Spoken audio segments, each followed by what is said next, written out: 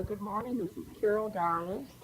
We're at the home of Mr. Dobie Munn in Houghton Lake. It's September 5th, 2002. And also present is his daughter, Mary Munn, who might be contributing a little bit.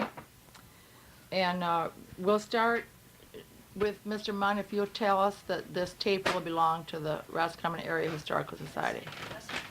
This tape will be surrendered to whom? Roscommon Area Historical Society. Roscommon Area. Historical Association. Okay, great. Well, it's a beautiful day here. We're watching ducks dipping for food. But we're going to start, Dobie, with where were you born? Shiawassee County, Michigan. Great. And when? On a farm. On a farm. You were born at home, I imagine. Born at home. When was this? That's 1905. Okay. And there was, the doctor had to drive in the snowstorm for 8 miles in a buggy. He had no other way to come. Uh-huh. He was late in getting there. He got there after you were born? That's what my mother said.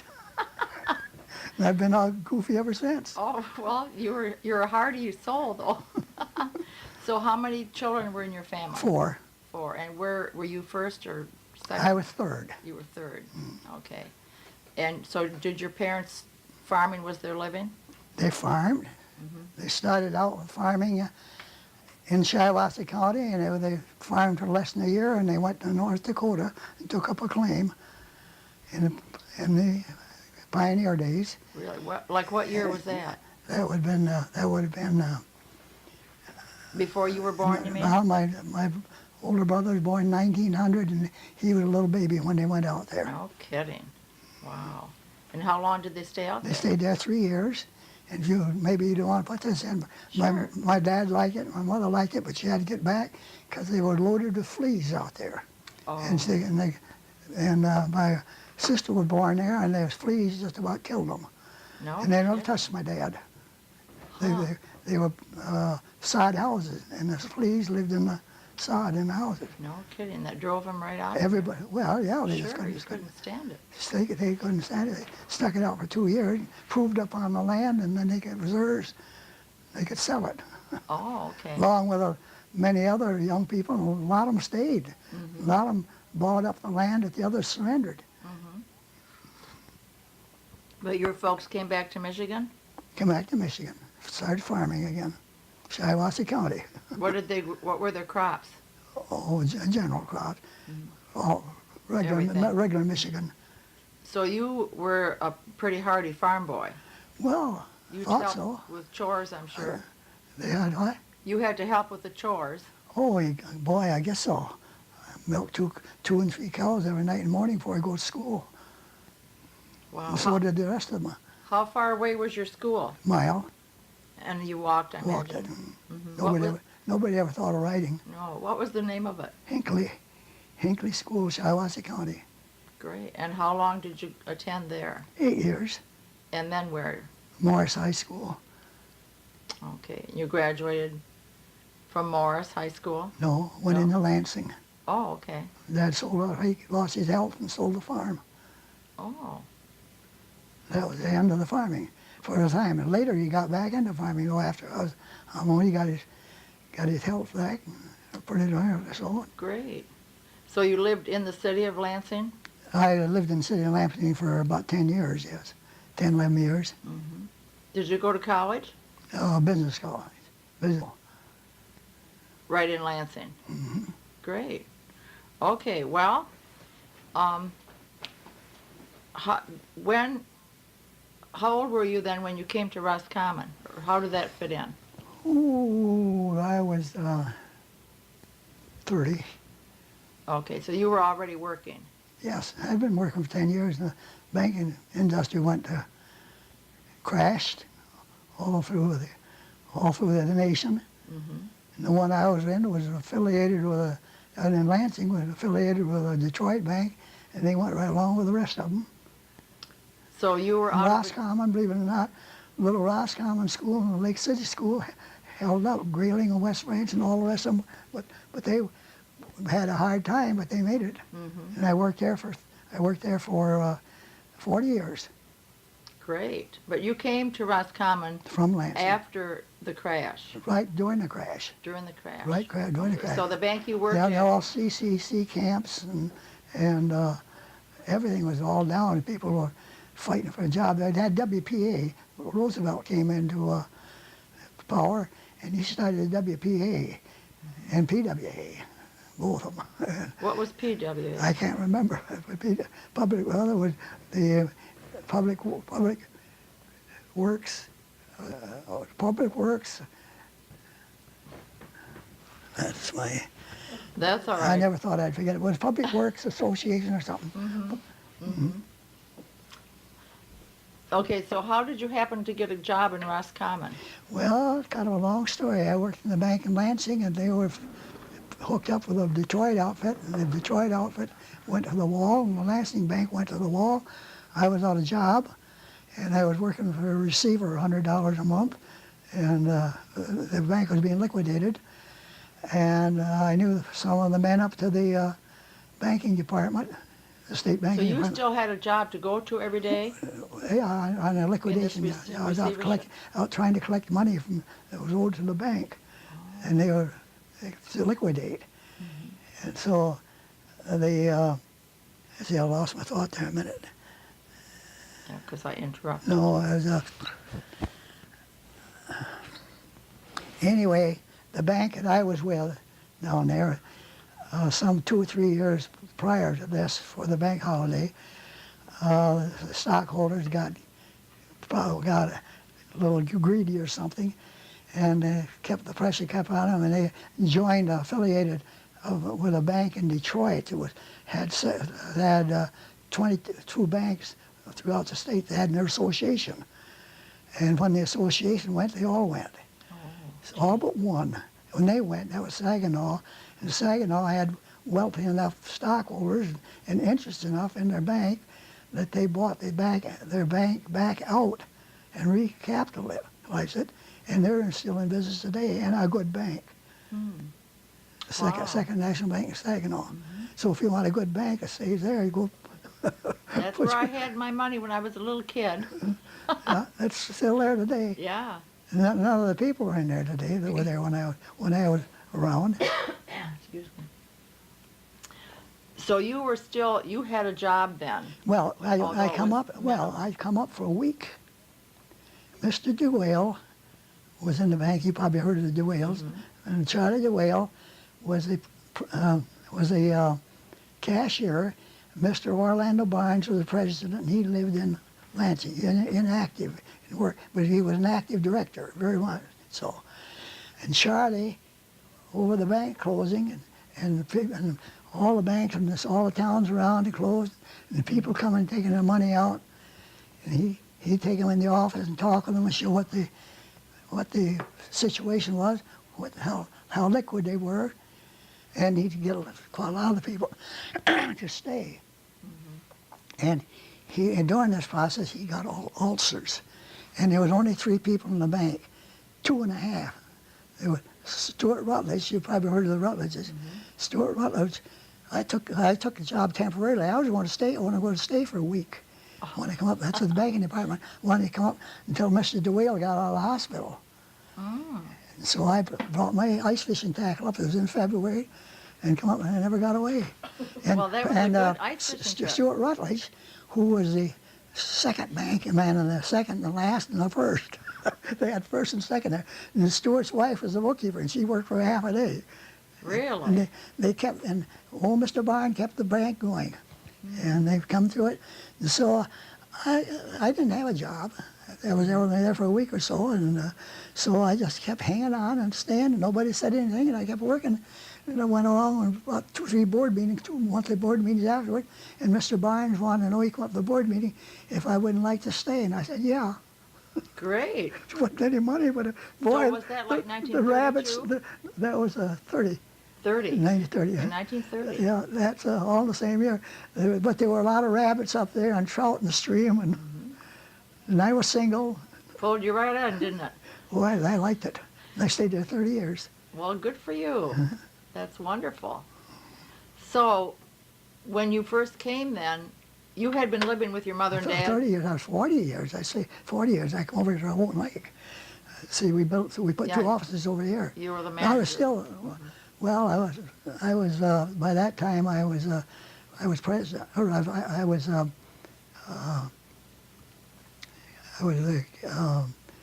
cashier when that started. Then I became president later, and I was president 23 years. Great. Mr. Dewey had to get out; his health failed him. Okay, let's go back to when you first came then. Where did you stay? I stayed. I got up in the afternoon, and it was 24 below zero that night. Okay, when There was no open January? hotels. Was this January? This is February. February. There were no open. 1930. There were no open hotels. A couple of hotels. Well, one of the hotels at that time it wasn't operating, but still there now. That one all fixed up around the corner, the big hotel. The Spruce? Yeah, yeah. That was there, all kind of dilapidated, but it wasn't open. And then Mrs. Lockery owned the one over on the other street. On 5th Street. And she was tearing it all apart and rebuilding it inside. She had 4 or 5, so there was no place to stay there. So I got over, no place to go. So Mrs. Smith, the attorney's wife, she said I could sleep upstairs, but there was no heat. So I slept upstairs, put my overcoat on and put all the clothes on that. Oh my gosh. And got up in the morning, we got downstairs where they had a stove going. They didn't have furnaces, too many of them. They were mostly stoves. Was that right in town? Right in town, yeah. I don't And know that's- which house that was. It's right there where the doctor's offices are, just around the corner, or right down the street from the bank, towards the creek. Oh, okay, on Main Street. Yeah, right down by the theater, Okay. right in there. So that was one of those 2-story houses that Yeah. was taken down? No, they didn't take it down. They revamped it. Oh, they That revamped it. was Smith's, the attorney's house. That was the one I slept upstairs in. Is that the one that is now the doctor's office? Could be. Oh, Be. okay. They've been building over there, and I haven't paid any attention to it. Okay, because they took 2 houses out. Yeah, that block. that's right. Now, I don't know where too many of the business places are. I like Roscommon. I always did, and I always will. I like the people over there, and I like the How things. long did you stay with the Smith? One night, Oh, just one night?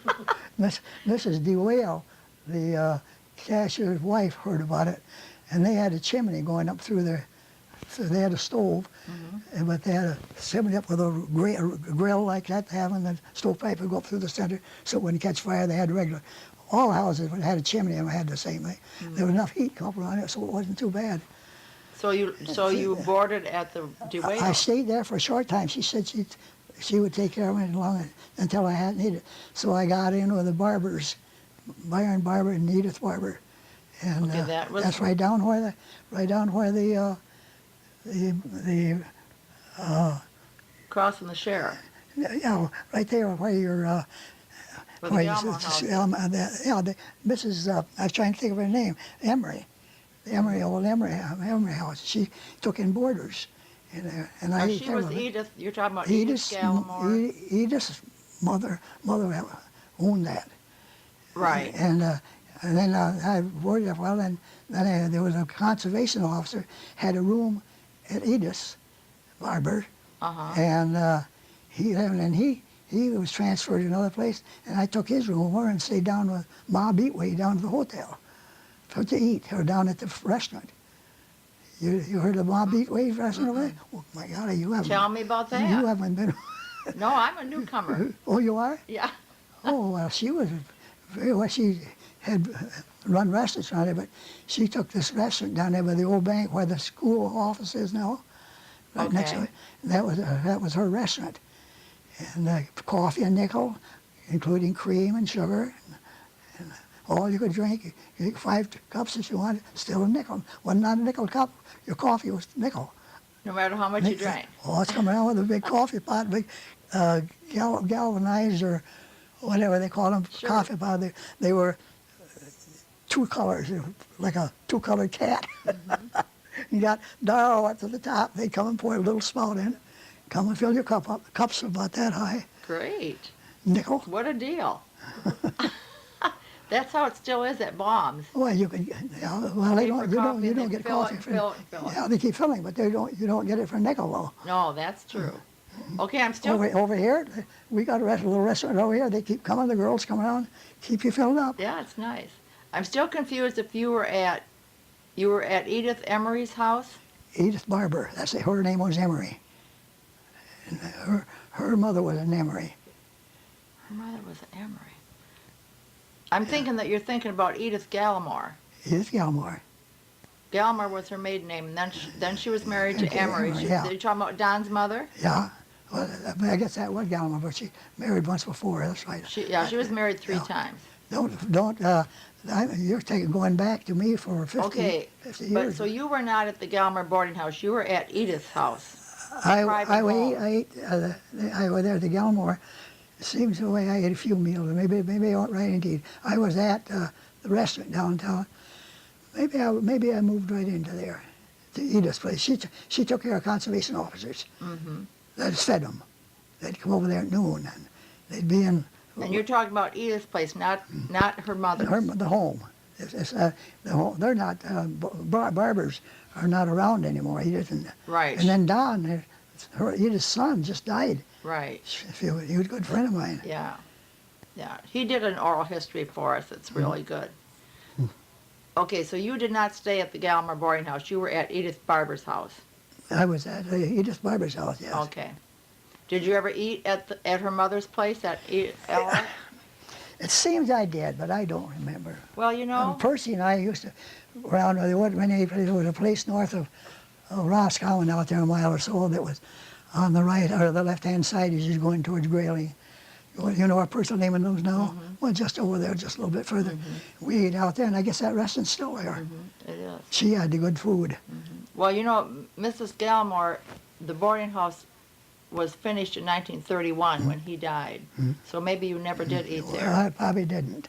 But I did eat at, I roomed and boarded both with Edith. Okay. That's Don's mother.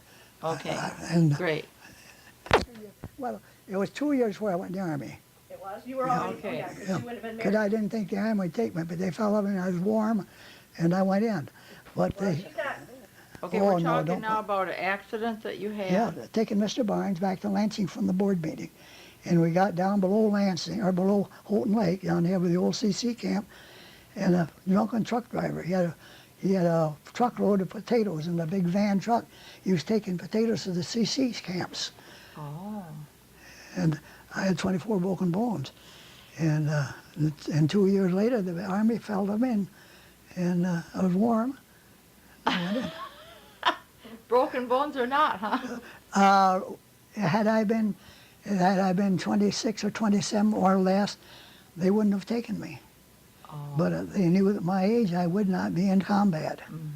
So they had. I mean, you were still staying there when you met Mother? I was still staying there when I went in the Army.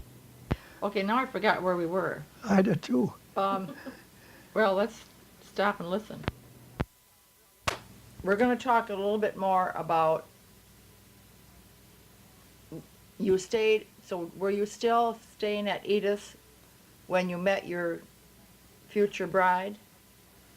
No, I was going to stay in Edith when I was going with her. Yes. And we didn't get married till I got in the Army. Oh, okay. So how long did you stay with Edith? Like years?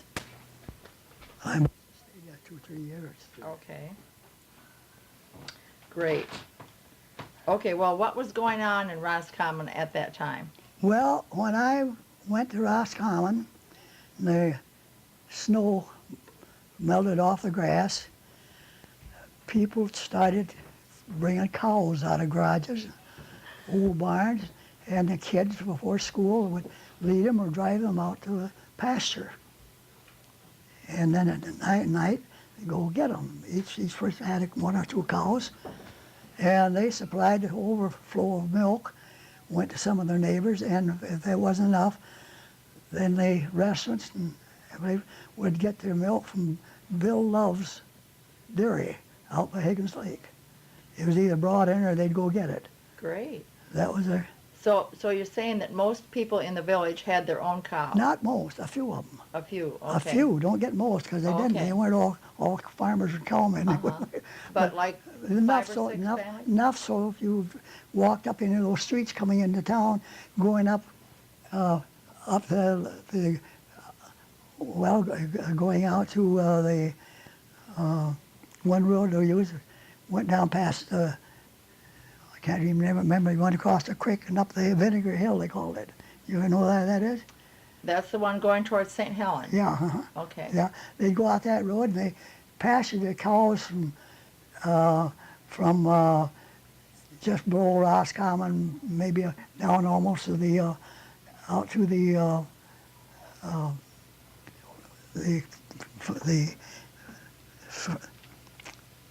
fireplace they got out there. It used to be the state barns. Oh, Anyway, I used to see them pasturing out there a mile or two south of town. They'd be using all public land, and they pasture. Some of them staked them out on a long rope. Some let them go with the cowbell around there so they could find them in the woods when they. Same as fire. great. I can tell you one over there, but I understand that that some of the heirs were a little touchy about it. One quite prominent old man, I've been sitting here trying to think of his name. He had a cow. This is in the summertime when this happened, and the siding, the railroad, was right down just past the doctor's offices and all where the railroad down. There was a siding there where they put coal cars and plywood, or for pulpwood.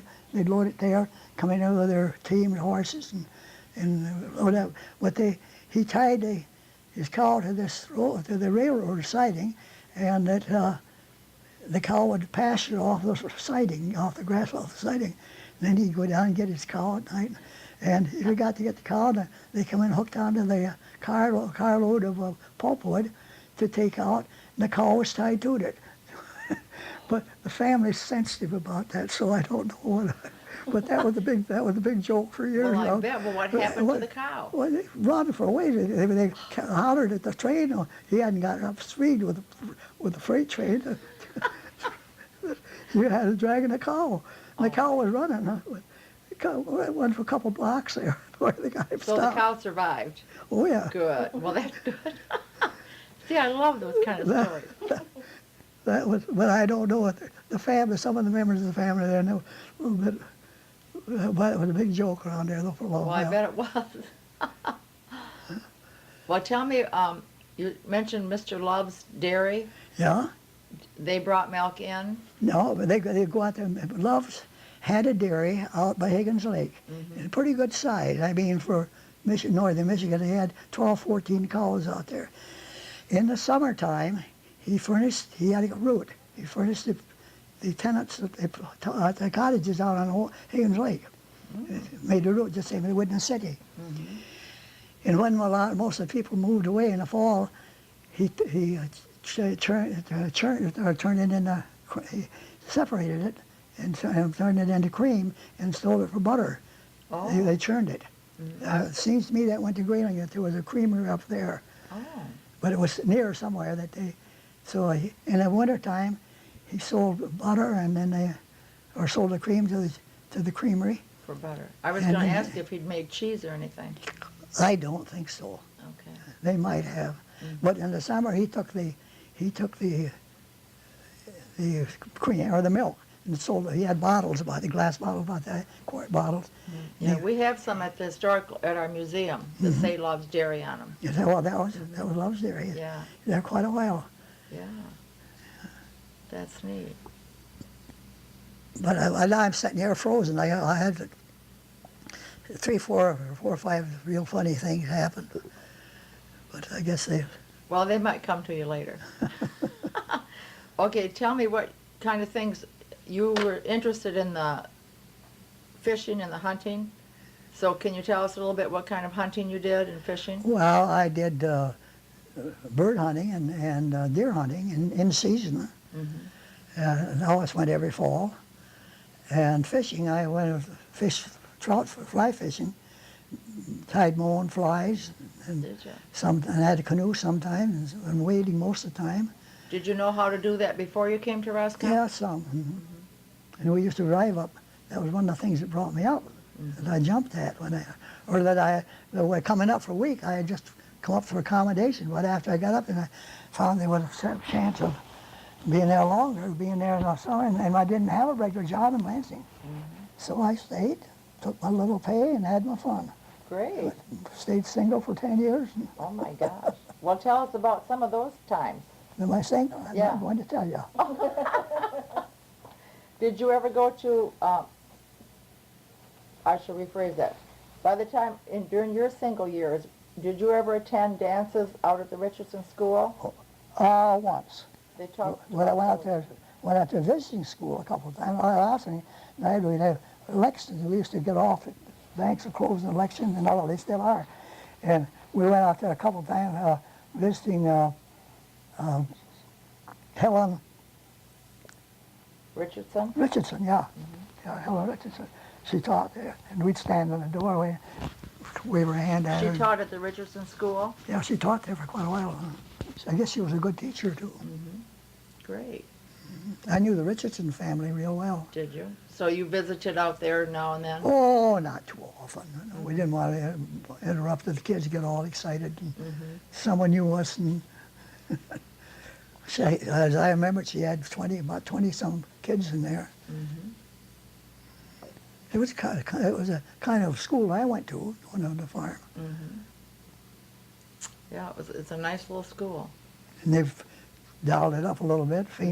Well, they haven't changed it much, but they painted it inside, and polished up a couple of the old desks. And Yeah. that was kind of a school I went to.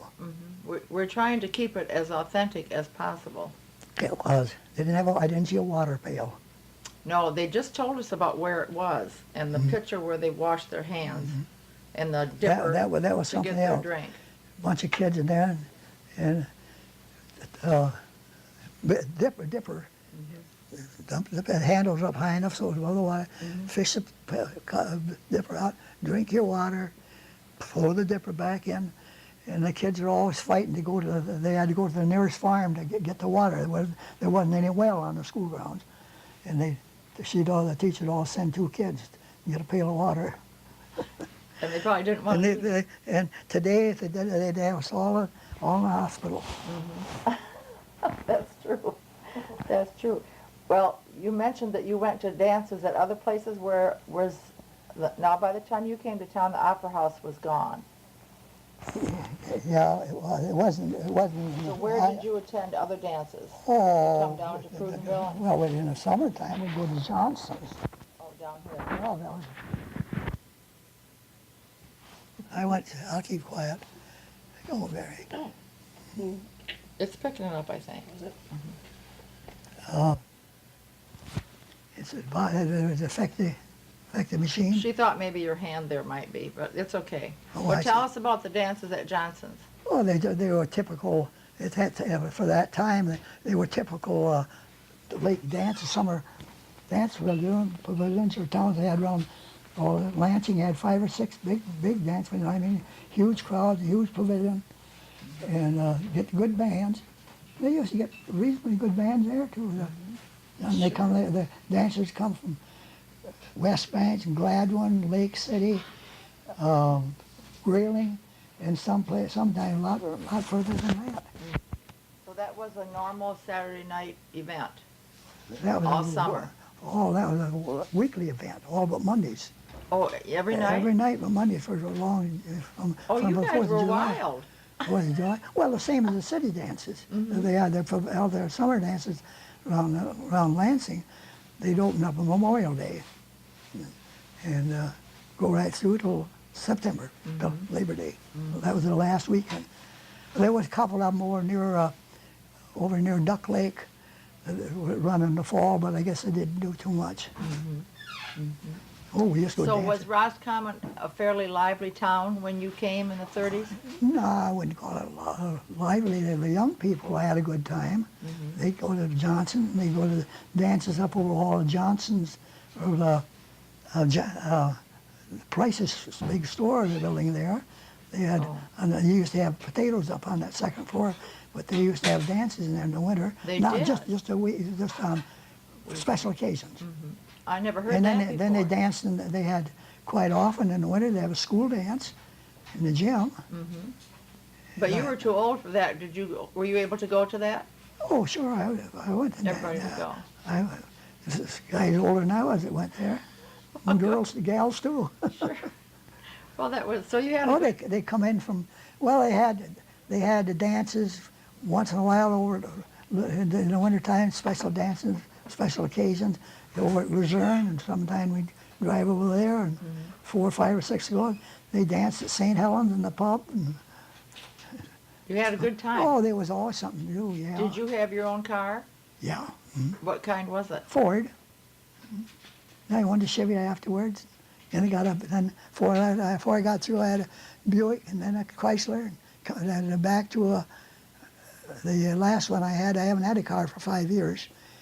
When I hit 90, I said, that's it, I'm not going to run over a little kid. You did well then. Did most of your friends have their own car also? Oh, pretty much. The ones that Yeah. are working, yeah. Oh, you could. My first car cost me brand new, $549. So you could have, and most of them, if they were working for a real small salary or didn't have a permanent job, they could save enough to get a couple $100. You could get a pretty good used car for a couple $100. Sure. Small cars, Chevrolets and Fords. Okay, let's go back to the bank. Now, when you joined it, there was 2.5 employees, so. There, when I come to Right. Roscommon, yeah. So then you turned out to be the third full-time. Well, I was there, no, I was second because Cy Rutledge's dad died in hardware, and Cy left a week after I come up there. That was another reason I come up. And Cy went to, Stewart, and you his mean. brother went to Stewart. And Cy, they'd call him, see, he had 4 nicknames anyway, so Cy and Stewart. Well, the small town life was something funny. I mean, Sure. everybody knew everybody, and Sure. knew all about them. And When he went to the hardware store, then did Lil still work Lil, half-time? she worked for a while. For a while. Then she wanted to go, it had come summer, and this was in spring. By that time, it was probably March. Things weren't going yet. The trout season wasn't open and so forth. But she stayed for a while, and we got another girl to come in. And who was that? Do you remember? I forgot. She was there only a short time, and she got married. I forgot her name. Her dad was on the county. So, Remember the few. so the bank was, I'm sure, the center of. There was some things that wasn't big enough. We made mortgages for homes, and business loans, and automobile loans. About the regular, what most banks. And you liked all that? Yeah, I liked it, but I'd like to get out. The bank closed at 3, and I was out there at 3:30, and then by 4 o'clock I was on the river. Great. Tell me about some of the other river guides and things that were River guides. at the time. I'll never get. I got a picture. Lester Royce was probably. There we go. Lester Royce was probably one of the top guides on the Asaba River system.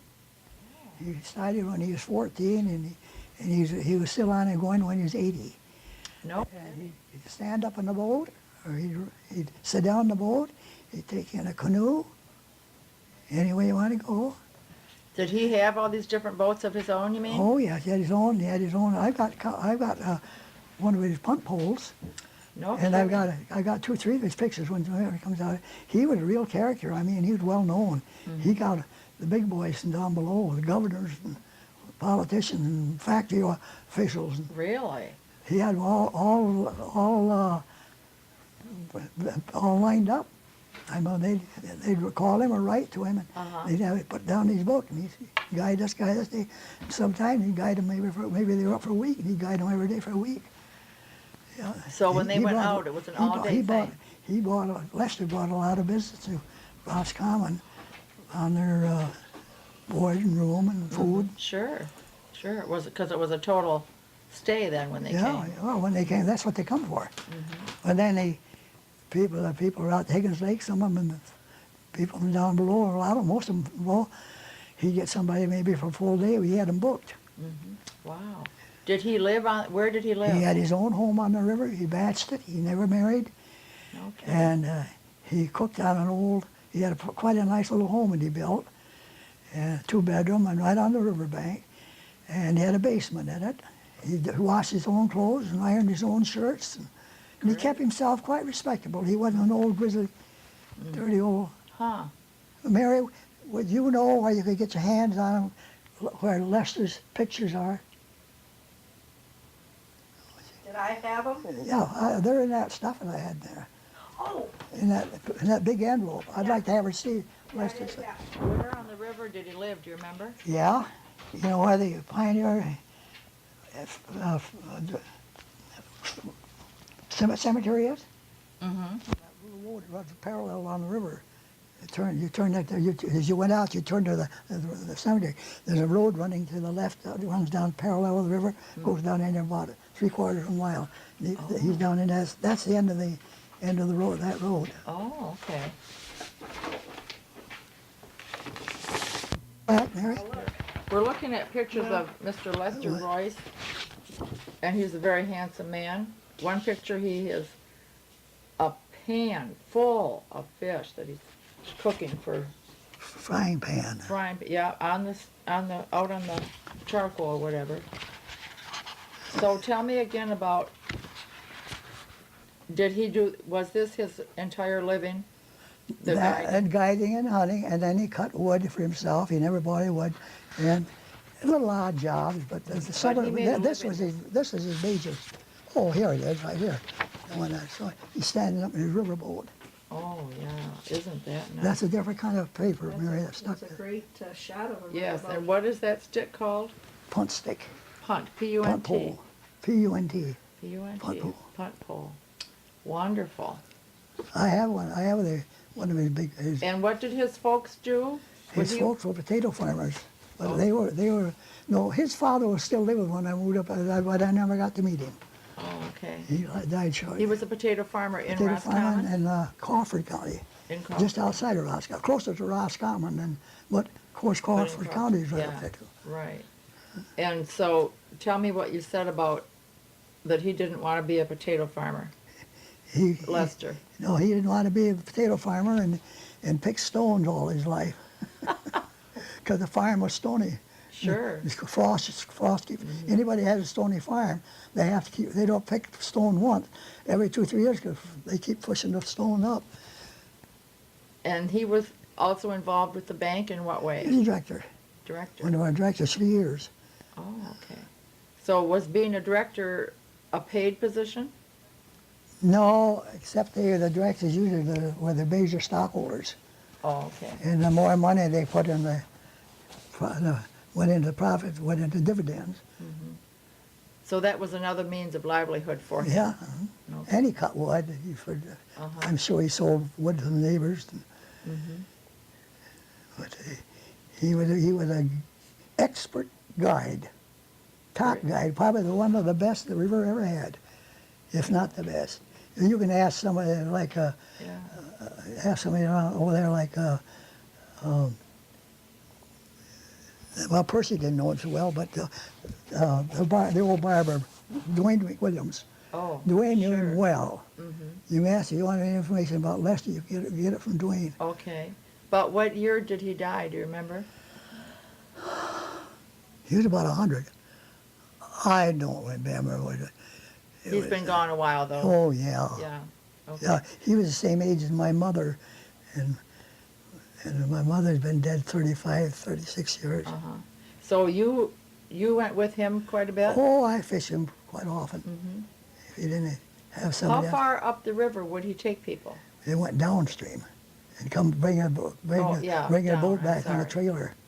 They'd go down, well, they go all the way through to Oscoda if the guy wanted to go. They wanted to camp. No kidding. Sure, same as people go there with canoes now and go all the way through, lots of them. And if he had somebody wanted to take a 4 or 5 day river trip, he's willing. He didn't care. As long as he got his feed, Sure. Great. he did the cooking for them too. No kidding. Well, that pan of fish sure looks good. I tell you. Well, it's good to hear about him.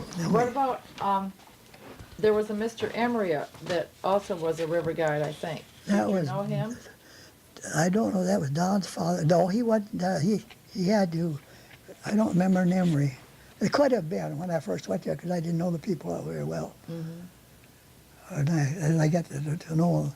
But I don't, Don Emery, Don used to once in a while, he'd guide, but he had other work. But in the deer season, he'd take deer hunters out. And That was a sideline for him, though. yeah, that was more or less a sideline. That was if he could get a $5 bill, that was Oh, I see you caught a few. And I don't know what year that is. Do you, Dad? one of the years I first went up there. That was Oh. I can tell you what I can tell you what stream it was on. I see the fish. Those are brook trout. Those are on Robinson Creek. No kidding, they're beautiful. Well, it was just, 8 of them. I don't know. It wasn't taking any space. Somebody just took the picture and gave it to me. Great. I come off the river and I had some fish. See, that's not my limit. That's, about 10 there, Mary? 8 or 10? 8. 8. See, 50. I very, very seldom took my, even when the fish would come and go, I didn't, if I caught enough for a mess, I'd put the rest of them back. If I'd catch one, I'd release him. So were you a good cook also? Oh, I wouldn't say good cook. But you made your own Well, fish. yeah, I didn't. I have a room and board that I'd eat it. I gave he was barber, a good many. I bet she was happy to get them. Yeah, she liked them. They like them to eat too. Well, by her husband, he was carpenter. He worked most of the day, but he used to go night fishing. Doing the fly hatches, he'd go on the river at night, catch the big ones. By was a good fisherman. Yeah. This Lester, though, was something else. Well, we'll have to get copies for our museum and also for the River Center because that's very pertinent to the River I Center. wish you would. Yeah, that'd be great. You take the whole, you're all here now, aren't you? Well, yeah, I've got them right here. Okay. These are wonderful. Oh, you want to take these or take the whole? We'll take all of them. Take if the you whole, want. then, as long as I get them back. Yeah. Okay, that'd be great. That will be great. That's Okay, let's go on That's to- something I've wanted for a long To time. your, let's hear a little bit about your sweetheart. How long, was she born and raised here? She was born and raised in Mount Pleasant, and she taught school in Roscommon. When did she start to teach school in Roscommon, do you know? I suppose she was there 3 years before I went in the Army. So 39, I think she got there like in 37. 37? Yeah, that's somewhere in there, yeah. Okay, and what was her maiden name? You going to put it in the paper? I'm going to have it on here. Okay. Eileen McGurk. M-C-G-U-I-R-K. Oh, okay. And what was she teaching in Roscommon? Kindergarten. Oh, kindergarten. First Great. and second. That first and second too. But later she just had, Yeah, I mean, she taught all 3 of those grades. Uh-huh. In Over the- there. that's when she was Mount, Crafts. when I was in the Army, she went down where folks were during the war. She went back to Mount Pleasant. Then she came back. Well, I was married when I come back. Uh-huh. You got married while Got you were married in while the in the Army, service? Yeah. Oh, wow. A war bride you had there, huh? Well, I guess it could, close as you could get. Okay, well, when did you get married then? You came home on a furlough or something? Yeah, You can tell her about that. So was the wedding in Roscommon or Mount Pleasant? Mount Pleasant. And I come home on a furlough and the trains were packed and they were the railroad shortage. Nobody, unless they went through the war, will know how the condition was. They didn't have cars enough. They resurrected old beat up in train yards and out and got them moving. And the soldiers, we got unless it was a rush trip, we got the poor ones, the passenger cars. No kidding. I thought you would have gotten the best. Well, we weren't ready to be going overseas yet. Oh, okay. They were getting things set up to accommodate us. And so we could have, as far as the basic training was concerned, we probably could have been several months earlier with 13 weeks of the basic training. And we were there, we was in the Army before I went over a year before we got over. And Could I interject something? Was it not? Sure. Is that okay? Yeah. You were in Florida, weren't you? Florida, what? Weren't you in Florida when you had to come home, when you came home to get married? Yeah, I furloughed.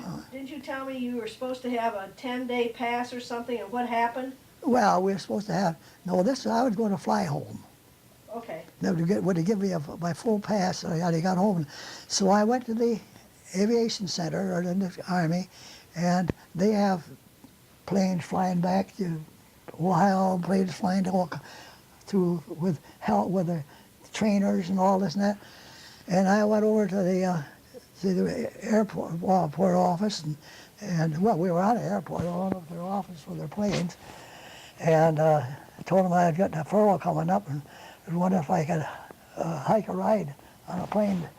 And they said, we can get you as far as Dayton, Ohio. And that was from Florida. And so that was sounded pretty good. good. And they told me what time I was supposed to have been out there, 4 o'clock in the morning and all this. Nobody around. Well, the thing was, one of the officers was supposed to get my pass for me. And I went over and I missed one train going and another thing, maybe the government have what they call land grant railways. You ever hear of them?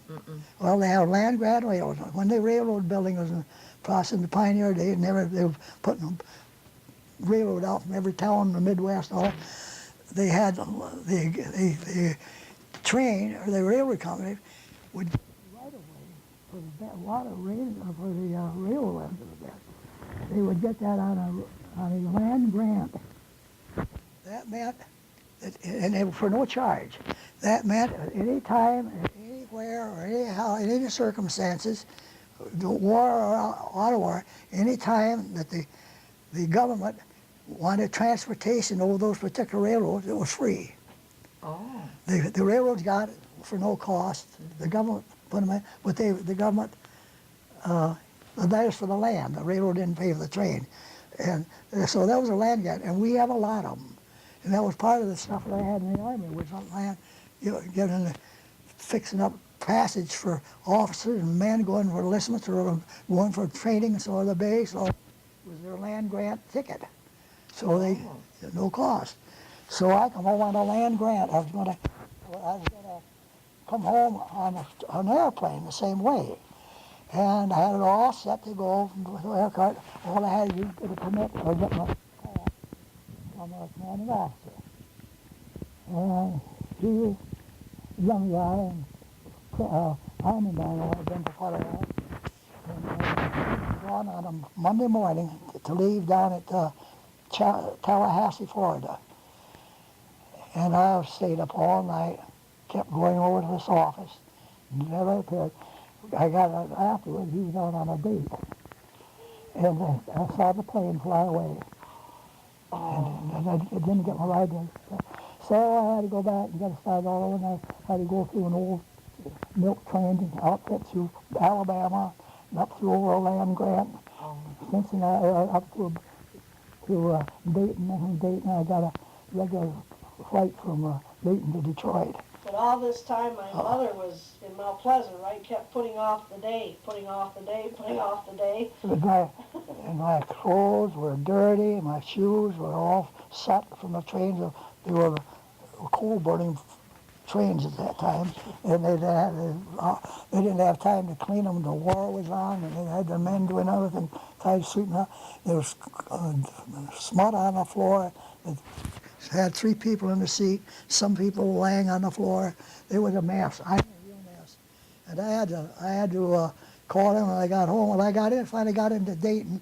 From Dayton, I got a pretty good train to Detroit. And after I got out of Detroit, then I had to get to Lansing, and no way to get there. I was going to go by bus, so I thought, well, I'll take the streetcar. I'll take the streetcar in Detroit out to the suburbs, and then I'll catch a bus out there. When I got out there on the street corner, here come a car along. Nobody had gasoline in it, but this guy had gasoline. He's a paint salesman. He's selling paint to the Army. And he come along, picked me up, and he said, "You want to ride, soldier?" And I had my dirty old uniform on, and not an extra one with me. And I said, yeah. And he said, "Where are you going?" I said, "Oh, I go outside of Lansing. My folks live on a farm outside of Lansing, 10 miles." When he got down, he told me where to turn off. He got down and he took me right out to my dad. Well, that gave me a little time. I gained a little on that one. And here, I could just shake this coal or the train smoke off my clothes. And I had old Army shoes on. So Dad running me into East Lansing, and there was a dry cleaner down there, and I told him a long tale with tears coming down my eyes. I had to get back to Mount Pleasant to have Your bride waiting. a wedding that night. And he took stuff out he had on the counter and laid them over, and took my suit and cleaned it, and I stood in a little room in my shorts. Then he gave me a cloth. I kept shining my shoes on. I had one pair of shoes. The best I could. Uh-huh. And we got married. We were supposed to have been married in the afternoon. We got married at 8 o'clock that night in Mount Pleasant. Oh my gosh. And then tell her where you spent your honeymoon. What? Where you spent your honeymoon. Honeymoon. Tell where you spent your honeymoon, because you ran out of time. You used up most of your time, so where did you spend your honeymoon? We'll come back to Roscommon. Yeah, and where did you stay? Cy Rutledge and his wife moved out of their house and gave us their home. And that's where they had their honeymoon. Oh, that's neat. And can I tell her about you probably heard about Alwyn Matheson that had the Roscommon Herald? Yeah, I knew He Alwyn. printed up a special edition, didn't go out to all the subscribers, but to all of their friends, and they had great. Oh, yeah. All based. It was all like my mom was Like the fisherman. fishing? Uh-huh. The front And he was name. the fish, and she finally caught the big one. Oh. That was just on one paper. Yeah. He did fixed it the just- front, A went through all that special work, edition. so just Yeah. the front page and all. Well, that sounds And then he wonderful. put it on and sent Well, it you to must have a copy of that. Yeah, I know. I don't know where that would be. Munn gets his, Munn I thought it gets, was McGurk catches big one. oh yeah, McGurk catches big one. That one. Right. Well, because We'd everyone have knew to look her. for that. Yeah, I'm in the that process Oh. sounds cute. of cleaning out. If I find that, I'll let you take a copy of that. That was neat. Uh, And you lived happily ever after, right? I think we did, yeah. Until the shock came, she had a brain aneurysm. Fine 1 minute, next she was in the hospital 28 or 82 days, but the girls got so they right at last that they thought that they could hear a whisper. Oh. Well, I never could. And, So how many I children did you have? Did you and Eileen? 3. Was it Eileen? No, I You didn't have, know my you wife. have 3 children? We have 3. Mary's the oldest. No. John. John's the oldest. Make Well, the me girls older, oldest. John. Yeah. John's the oldest, and Marion and Jean Ann. Always Okay, thought- so always your thought- children grew up in Roscommon? No. Right Or here. Houghton Lake? Right here. Well, they went away to school for 4 years to boarding school. The girls that went to Monroe, Michigan, and then 4 years in college. They were away 8 years, but they were home But she weekend. meant They growing up. they both had, we got them both Volkswagens, and Well, that But was she's pretty talking nice. about when we were little kids. You can tell her how you ended up over here. Yeah, we gotta find out. oh yes, So after, well, wait, but first, we just had you at the altar. You got married and you had your honeymoon. Then you went back to finish your service after you got married. And where did, oh I was only home for 10 days. yeah, then where did she stay? She went, she was teaching school in Mount Pleasant. Oh, okay, She so- knew that I would be gone. Uh-huh. And she taught school down at 2 or 3 years, 2 years, 3 years. So it had to be 3 years because I was gone. Yeah, 'cause I was gone 3 years. When did you come back? When were you discharged? In 40, 45 then? 45. 45, yeah. 40. Is that why you were discharged, because of war? Well, I got they had in the, after the war was over with Germany, and they had the big battle, and they had a couple of days later, they had in one of our office rooms, men of 40 years of age before such and such a date could apply for return to the continental United States. Didn't say for discharge, just said to return to the continent. So there was they were 45, 50 of us on the base. Where were you? England. Oh, I was over to England 2 I years. still had you in Tallahassee or something. Okay, you were in England for 2 years? 2 years, two full Okay, years. We'll have to hear about that. Well, it was just the same thing. Same type of job? Well, no, yes and no. We got in. We were in the Air Corps, but I was in the finance office. There were 11 of us that paid all the flyers and airmen and mechanics and all of the supply and all the work. We was in the finance office, and we had two 40-year-old men in there, and he was from Chicago, from the bank down in Chicago. They picked mostly bankers for finance. They picked bankers, insurance men, and people Accountants that or- had. Great. So I started out as just a private, and got overseas. I kept getting little. I finally got up to tech sergeant. That's next to the first sergeant. And I was supposed to be that, and they didn't have what they call the TO. There's no more jobs of that for that. But I was slated to have been a master sergeant or first sergeant. Huh. But I was tech sergeant for 2 years. So I was chief finance officer. when you were in England, you stayed in the same place the whole 2 years? Yeah, we changed barracks 2-3 times. We kept getting better, a little better. And finally we got, the last 6 months we had water toilets. Oh, that was exciting. You were, wasn't your base a fighter base? Fighter base, uh-huh. Yeah, it was on one of these Well, bases. the 8th Air Force, biggest Fighter- bigger fighter group than the United States. 8th Air Force. It was in the, They made the movie out of that called, no, that wasn't naval.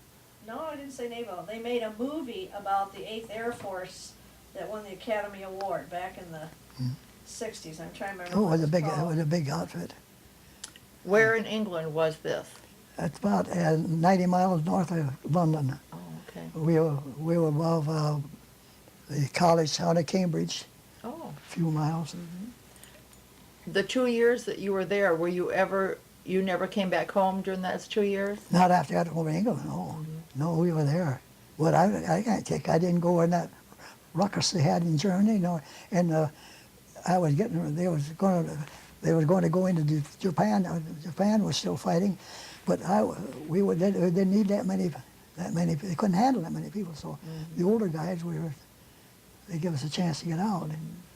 or So get when they home. said the older guys could get out, that was when you were discharged? No, they said we could come home, and they Oh. didn't say, but we assumed that was what it was for. Uh-huh.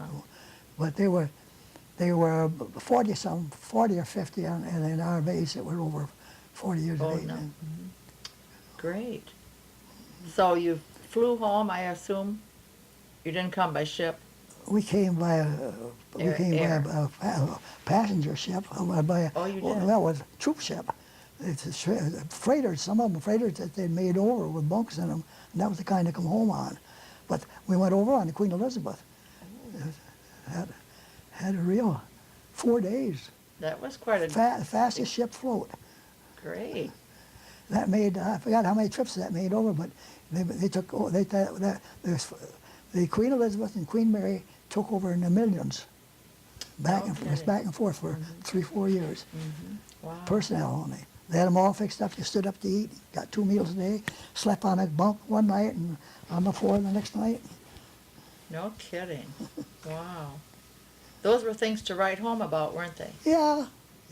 We read about them in the paper all the time. I mean, in fact, the paper, my good friends, I kind of, Matheson, yeah, Matheson, but what was his first name? Elwin, and No, that was those boys. The father was, Oh, they sent us our paper every week. Sometimes they were a month or 2 months late, but we got a paper over there. We had we used to go over in the night. There was only one place to go to get anything. You could get at a booth close to where we were billeted. We could get fish and chips, fish and potatoes.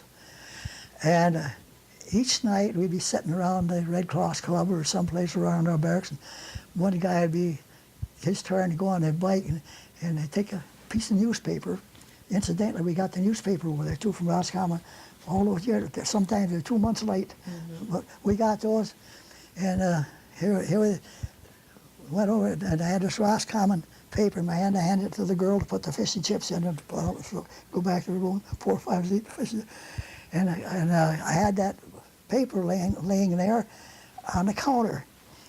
And this girl was an Irish girl, and she left Ireland to get for a job, and she's on civilian pay, but she could not, because Southern Ireland wasn't in the army. She was in Southern Ireland. She come over for get the job.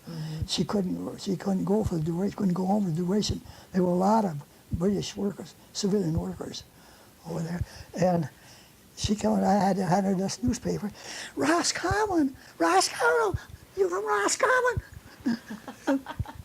Here, she was from Roscommon, Ireland. Oh, I bet she was excited There's a county over there, Roscommon, and the town Roscommon, same as here. And the name of their newspaper is the Roscommon Herald. Oh, for gosh. Yeah, Ireland. Isn't that neat? Yeah. Well, that's a good memory too. Yeah. So I remember that because she was so excited. Why, sure. That's neat.